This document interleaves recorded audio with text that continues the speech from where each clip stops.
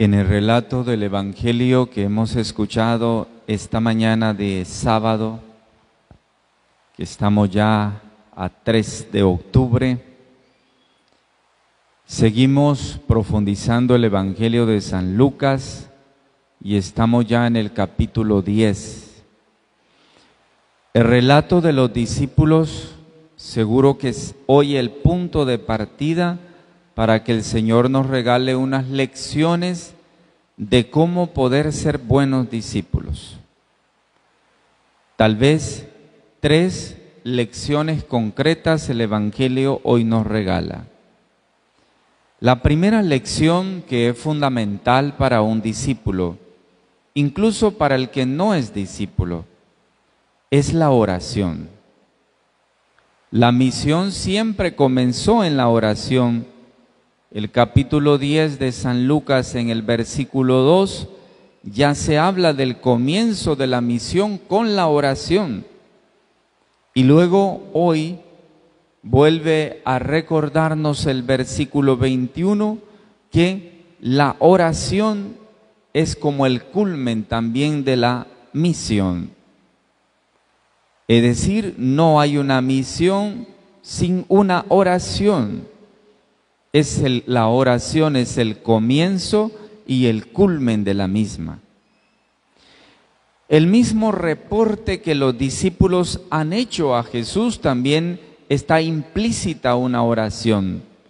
La forma como ellos llegan donde Jesús, comienzan con una plegaria, le dicen: Señor, mira que hasta los demonios se han sometido en tu nombre. Han usado la palabra Señor, que es en definitiva una plegaria, una oración ya en sí mismo. Por su parte, Jesús dirige su mirada un poco más hacia lo alto. Jesús entonó un himno de alabanza a Dios Padre en el gozo del Espíritu por la obra realizada también en sus discípulos. En su oración retoma lo esencial de lo sucedido. ¿Cuál es lo que sucedió? ¿Qué es lo que sucedió? La revelación de Dios a los pequeños, los destinatarios en el perdón recibido. Han conocido lo central de la misión de Jesús en la persona de Jesús. Han tenido también acceso a lo más profundo del misterio de Dios. El rostro de un padre que se desvela por sus pequeñitos y los ama a través de las acciones de su amado Hijo.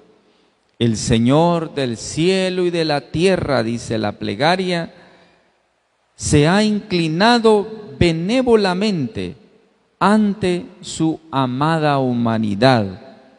Es Dios que se baja y en su gran y profunda oración de agradecimiento recoge todos los sentimientos de lo que significa esta sagrada misión que se nos ha encomendado. Los discípulos están siendo invitados a alabar también al Padre junto con Jesús. Por consiguiente, podemos entonces entender que la misión nace de la oración y también concluye en la oración. Y más aún, no cualquier oración, sino la oración humilde y confiada. Ese tal vez es una de las lecciones de la misión que el Señor nos regala en esta mañana. La segunda lección para ser misionero o para misionar, no me refiero hoy a la misión que podíamos hacer en cualquier otra circunstancia, la misión puerta a puerta, porque nos estamos también refiriendo en este contexto en el que vivimos y en el que estamos en la misión desde la misma familia. Qué fundamental y esencial es la oración y la vida de la familia desde la oración. Igual podemos ser misioneros y una característica de eso es la alegría. Los discípulos han sido testigos del poder del nombre de Jesús Y por eso han llegado donde Jesús, irrumpiendo en una alegría festiva. Los 72, dice la palabra hoy, en el versículo 17, regresaron alegres. Estaban alegres por el éxito de su trabajo, la victoria sobre el mal, una victoria lograda por la invocación del nombre de Jesús. Ahora los discípulos no solo conocen más a Jesús, sino que también conocen las grandezas del ser discípulos.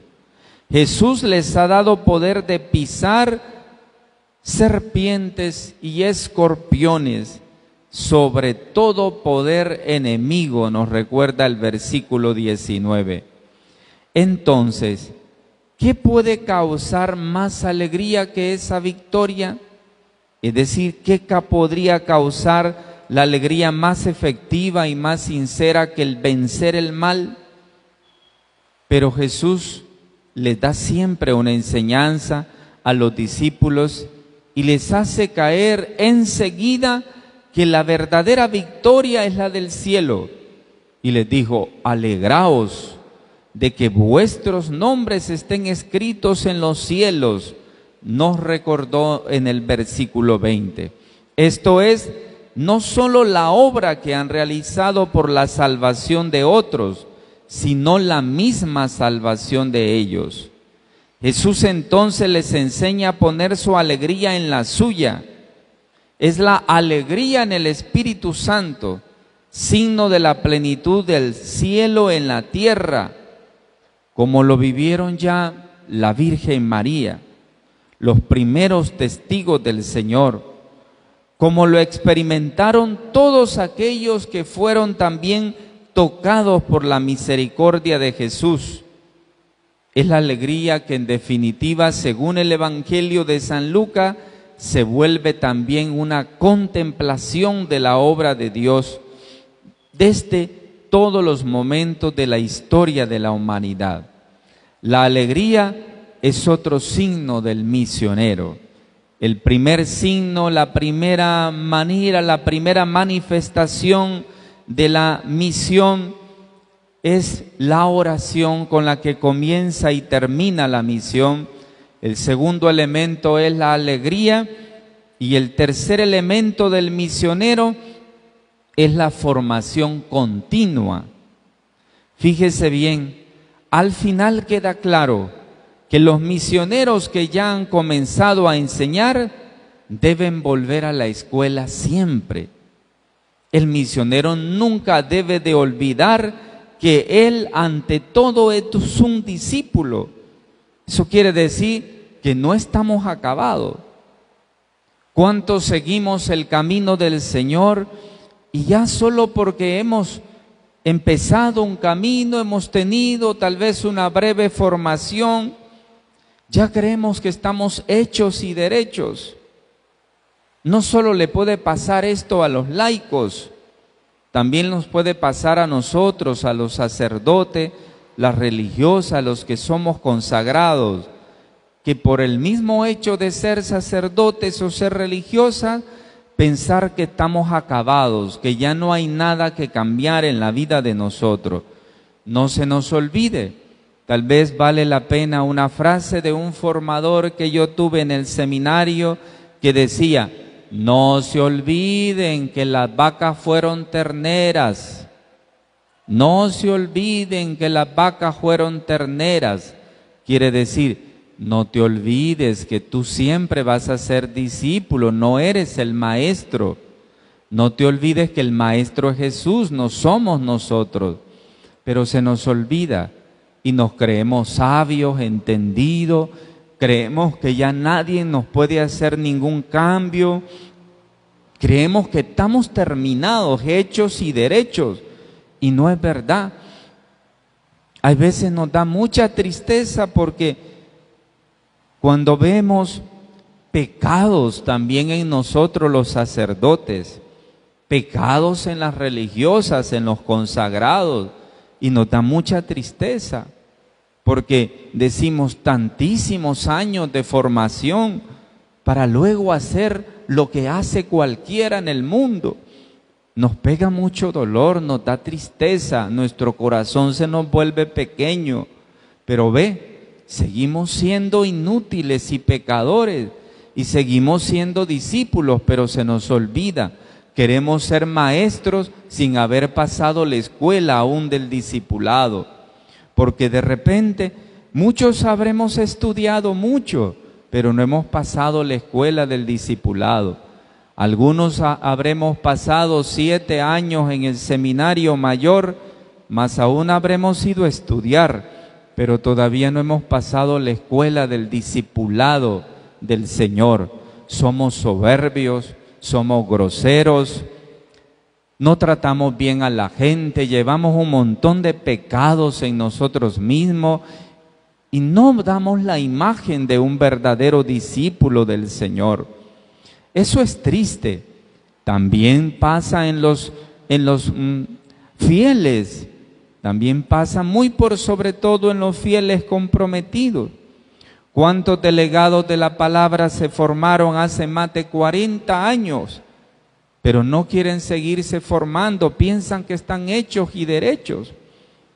Y hay veces más bien deberían de volver a la escuela, deberían de volver al kinder de la evangelización, porque algunos ni tan siquiera saben rezar el Santo Rosario.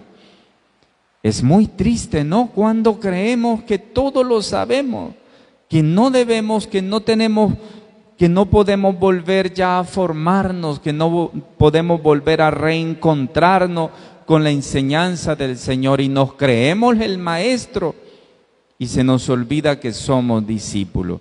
Por lo tanto, una característica de un verdadero misionero es que siempre se cree discípulo y siempre cree que debe de estar en formación continua. Siempre él cree que debe de tener una coherencia de vida entre lo que vive, lo que proclama, lo que expresa su vida, está estrechamente relacionada por dentro y por fuera. Por eso, las últimas palabras de Jesús suenan a una nueva invitación a la escuela.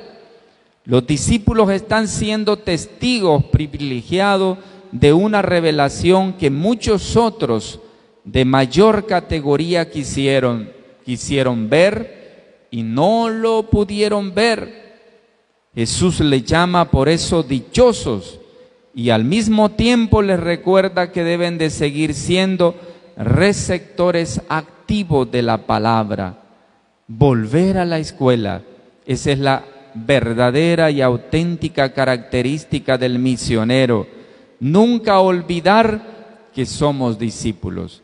El verdadero discípulo no se cree maestro, no se cree sabio, inteligente, capaz.